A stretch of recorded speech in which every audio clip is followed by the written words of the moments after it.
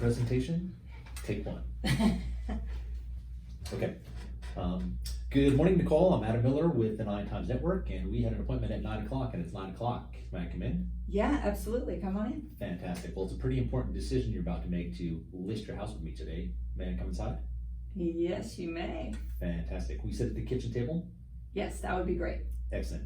So, Nicole, I'd like to take a quick look through your house so I can see it from the eyes of a buyer. Since you won't be here during the showings, trust me, it won't take long. I've done this so many times, and I'll see everything a buyer will see, and I'll take notes throughout, and then after you list your house with me, you can point out all the things in the house that make it special for you.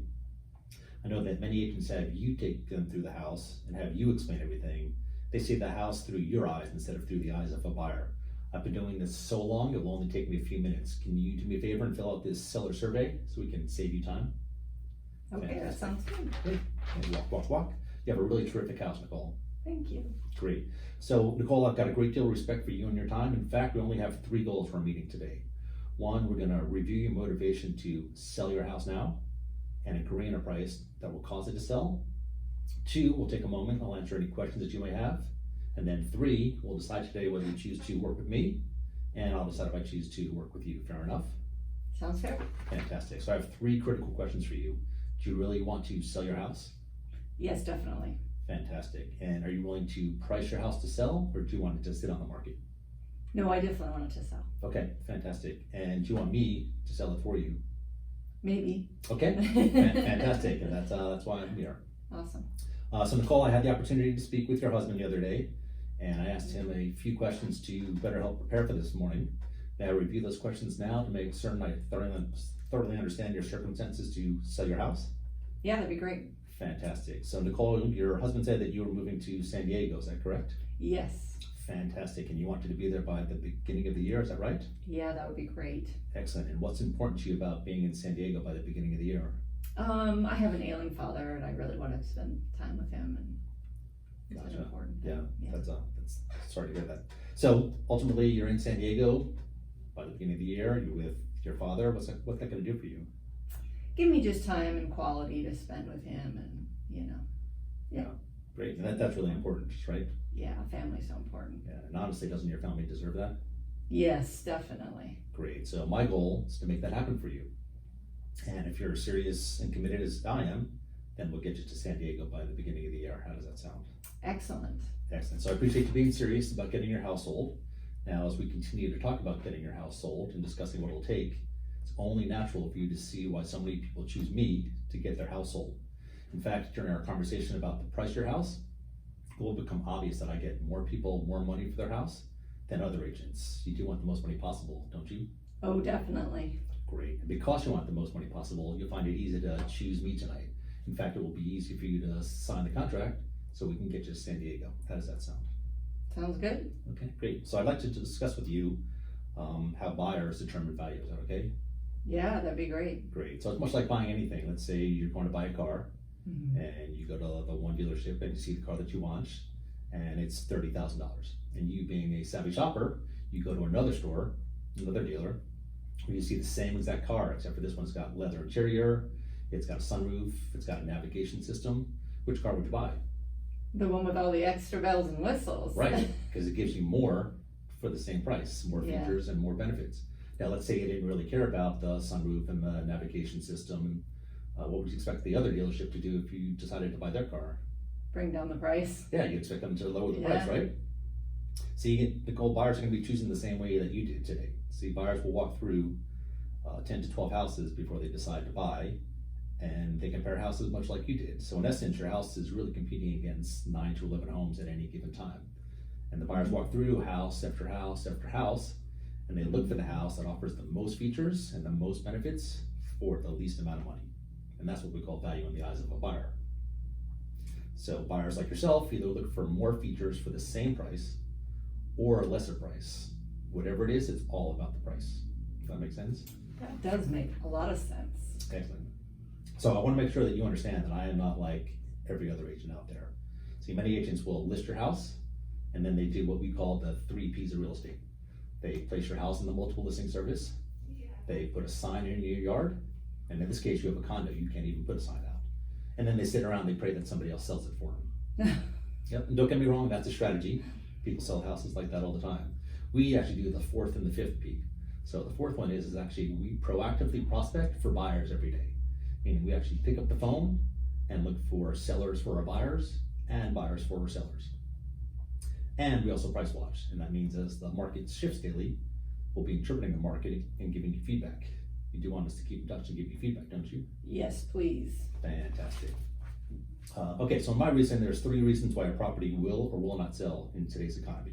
It's the price and how the home shows and how it's marketed. Now, the first reason why a property will or will not sell in this market is how well it's priced. Now, pricing is one of these interesting things where I don't directly control what the value of your property is, and funny enough, neither do you. The value of your property is really determined by what a buyer in this market is willing to pay at any specific moment, and also value is determined by how fast you would like to sell that property. And I want to go through a couple things that we do to make sure that we give you the most accurate value for your property. How does that sound? That sounds really good. Great. So what I want to do is I want to show you some properties, some similar properties that are currently listed for sale, because this is some of our competition. And then also some similar properties that have accepted offers on them. And then some similar properties that have sold recently, say in the last 6 months. Okay. And then when we're done looking at these comparable properties, I believe that you and I will have a clear indication of what your property is going to sell for in this market. And then at the end, you and I will have a couple of important choices to make. Number 1, do you accept the value in today's market? Do you want to proceed with selling? Or 2, the value is not right, and you just want to hold off for a few years until the market possibly goes up enough so you can get the value you want. Or 3, we can talk about some additional strategies to maybe try a range of prices as kind of a compromise if that works for you. That sounds good. So traditionally what I know in today's market, if we have your property priced correctly, in the first 30 days we should have some offers on the property. Doesn't mean we have to accept them, but we should definitely have people interested in making offers. At the end of 30 days, if you have people looking at the property and nobody's decided to make an offer, in my experience, we're about 4 to 6% off on our pricing. If we have people coming through and a really small number of people coming through and still no offers, we're generally about 6 to 12% off in our initial pricing. And then sometimes what happens is we get nobody who's coming inside. Nobody even wants to take the time to come in and see it. And in that case, in my experience, we're about 12% off in our initial pricing.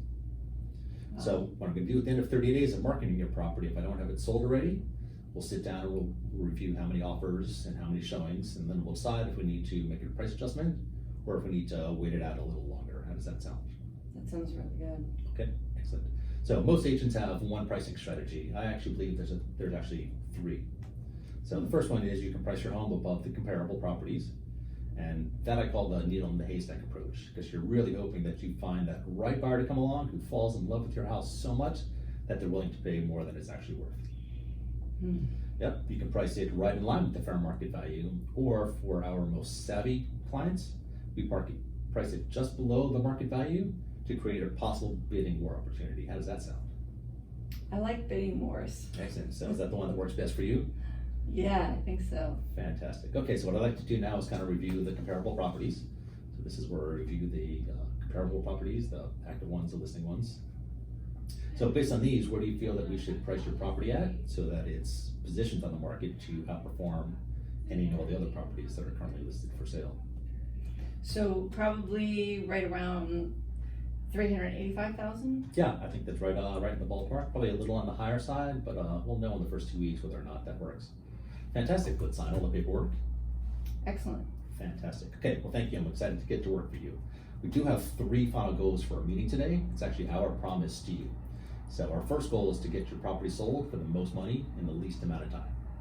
Our second goal is to make sure that you have nothing to worry about and that you're constantly being communicated with, and all of the 180 different things that happen in the transaction, those are not your worry, that we take care of all those. And if we accomplish those 2 things, I think this is going to be an amazing experience for you, Nicole. Now, the third goal is a little selfish, although we do this with each of our clients.